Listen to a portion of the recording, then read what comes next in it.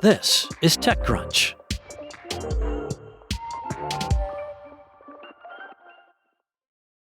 Charlie Bailey is a librarian in South Philadelphia, and he was addressing an audience recently, and he said, "Everybody's on their phone at my program." Now, he had just asked his audience to pull out their phones so that he could walk them through the steps of disabling Apple Intelligence and Gemini. So Bailey stood at the front of a library classroom that's outfitted for children. The focal point is the vibrant rug that he's standing on, which reminds all the folks in the room that M is for moon and Z is for zebra. But the 20 or so adults in the room are not here to learn about the alphabet. They're at a workshop called Avoiding AI, which, in this context, the A does not stand for apple and the I does not stand for igloo. Bailey told TechCrunch, "I was inspired by the feeling of people's frustration with AI tools being kind of forced onto them, and feeling like AI tools we didn't ask for are suddenly everywhere in our lives." So Bailey starts the hour-long workshop with an overview of how AI chatbots and other consumer AI tools work, explaining why people might want to use these products and why they might opt to abstain. Then he walks through all of the most popular tech platforms and devices, showing step-by-step instructions on the projector to guide people through turning off specific features. He said, "As a librarian, I think it's important to see this as advancing digital literacy and helping people reclaim their autonomy over whether they want to use AI tools. It's important, especially when it can be so difficult not to use them, and when the design seems to force adoption." Bailey got the idea for the Avoiding AI workshop from Hannah Cyrus, a librarian in Maine.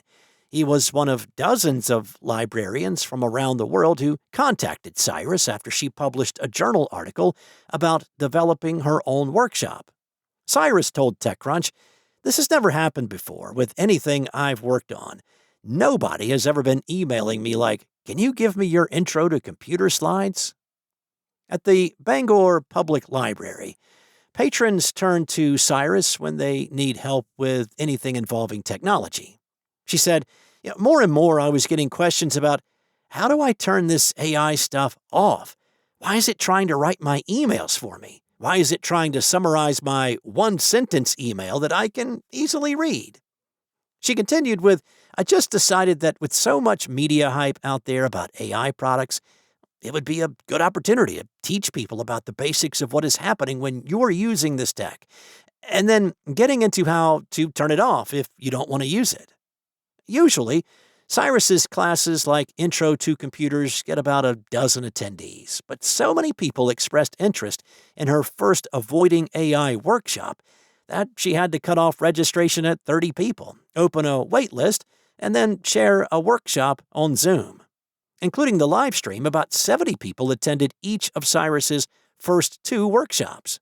When Bailey followed Cyrus's lead to host a workshop in Philadelphia, the reception was similarly unprecedented. The library's Instagram post about the Avoiding AI event got over 2,000 likes and 220 shares, whereas most of the library's posts don't get more than a few dozen likes. He scheduled a second program because, the first one got too many registrations. He said, "As an information professional, it feels good to see people skeptical of AI. It felt really good to see how many people share this feeling."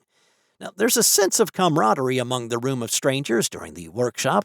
When Bailey invites attendees to share their own tips, one person explains that, when you append ampersand UDM =14 to a Google search, it will hide AI results.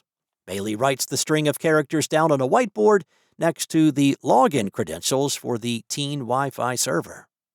You have to go through all the trouble to buy a home in today's world, and 2 years from now, there could be a data center next to your house, one workshop attendee said. "I keep getting AI shoved down my throat at work, and every time I see it, I think about the environment," another attendee added.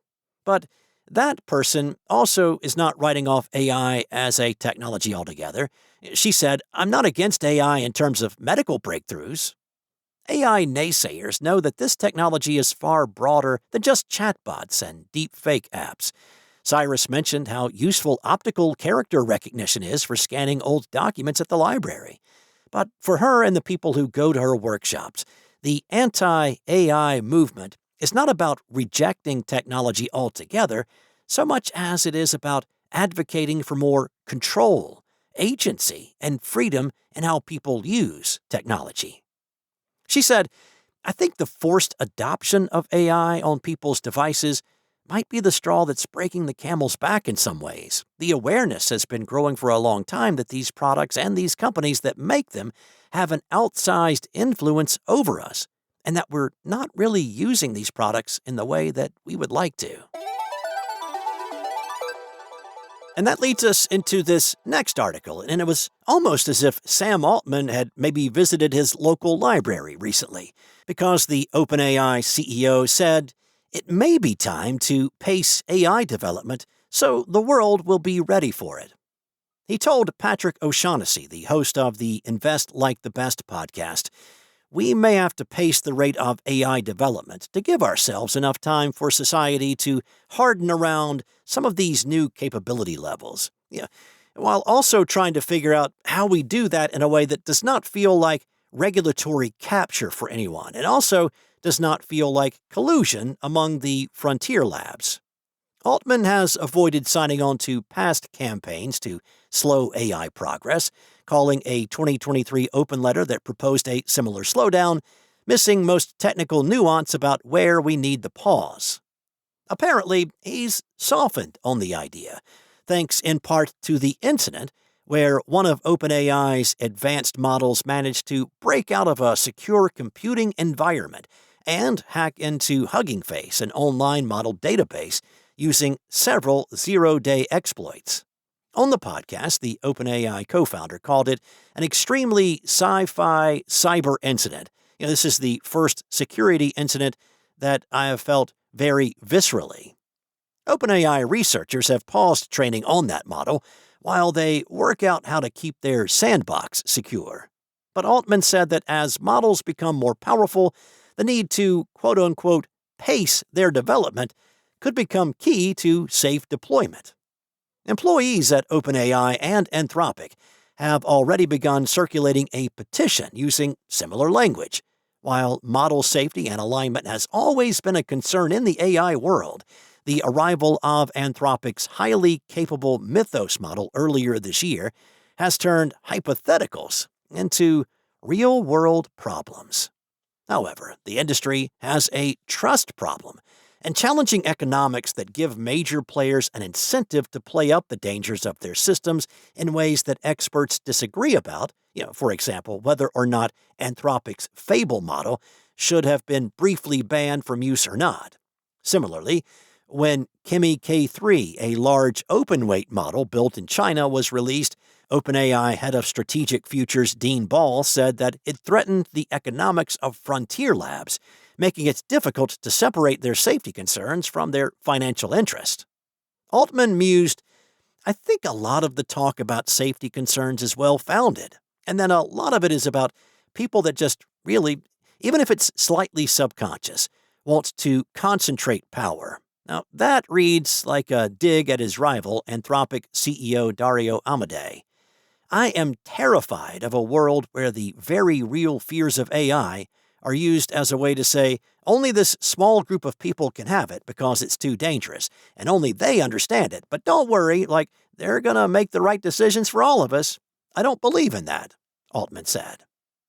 Still, OpenAI has pushed back against efforts to develop government rules for AI models, instead preferring an industry-led approach where AI labs would create ostensibly independent organizations that would evaluate the security of models and the safety approach of their makers. The challenge for both that approach to regulation and any efforts to slow AI development will be getting the various players in the industry on the same page, whether they are rival frontier labs in the US or their competitors in China. That's all for now. For the latest in tech news, go to TechCrunch.com.